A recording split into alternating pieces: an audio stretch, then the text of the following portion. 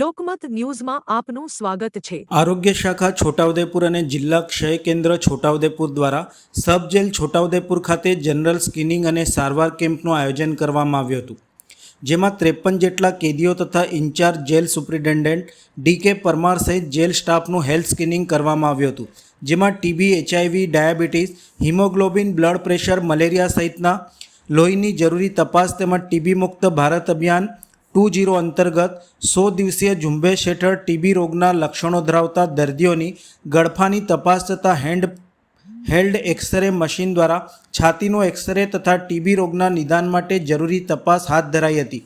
મુખ્ય જિલ્લા આરોગ્ય અધિકારી ડૉક્ટર પાઉલ વસાવાના માર્ગદર્શન હેઠળ યોજાયેલ સર્વરોગ નિદાન અને જનરલ સ્ક્રીનિંગ કેમ્પમાં જિલ્લા ક્ષય અધિકારી ડૉક્ટર બી.એમ. ચૌહાણ સહિત જિલ્લા ક્ષય કેન્દ્રના કર્મચારીઓ, જનરલ હોસ્પિટલ છોટાઉદેપુર તથા શહેરી આરોગ્ય કેન્દ્ર છોટાઉદેપુરના મેડિકલ ઓફિસર તથા આરોગ્ય કર્મચારીઓ ઉપસ્થિત રહી તમામ બંદીવાન કેદીઓને લાભાર્થીઓનું આરોગ્ય તપાસણી કરી જરૂરી સારવાર આપવામાં આવી હતી।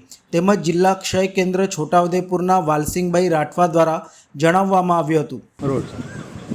આજે આપણે સબ જેલ છોટાઉદેપુર ખાતે આરોગ્ય શાખા જિલ્લા પંચાયત છોટાઉદેપુર અને જિલ્લા ક્ષય કેન્દ્ર છોટાઉદેપુર, જનરલ હોસ્પિટલ છોટાઉદેપુર અને અર્બન હેલ્થ સેન્ટર છોટાઉદેપુરના સંયુક્ત ઉપક્રમે જે કેદીઓ છે એમના માટેનું સ્ક્રીનિંગ કેમ્પનું આયોજન કરેલું હતું અને અમને ઇન્ટિગ્રેટેડ ટેસ્ટિંગ કેમ્પ તરીકે આયોજન કરેલું હતું અને એની અંદર ચેસ્ટ એક્સરે ટીબી મુક્ત ભારત અભિયાન હેઠળ આ ચેસ્ટ એક્સરે 100 ડેઝ જે કેમ્પેન છે એમાં ચેસ્ટ એક્સરે કરવાનું પણ આયોજન કરેલું હતું।